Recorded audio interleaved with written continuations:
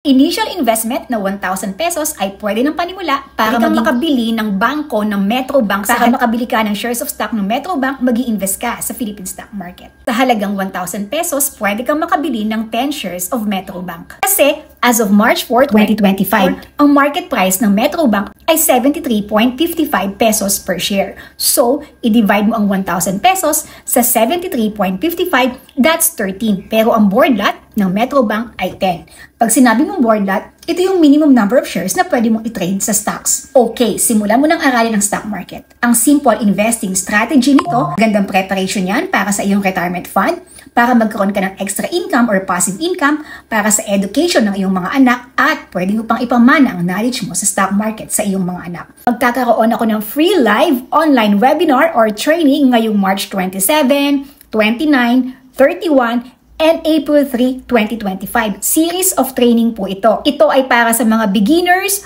or zero knowledge or little knowledge sa Philippine stock market. Ang ituturo ko dito ay kung paano ka kumita sa dividend investing, long-term investing, and short-term trading sa Philippine stock market. So, pili ka sa tatlo na to kung paano mo gustong kumita sa Philippine stock market. Online po ito. Ilalagay ko yung link dito at sa comment section, mag-register ka na. Salamat! This is Cynthia Fuller. Follow for more tips on stock investing and trading in the Philippine stock market.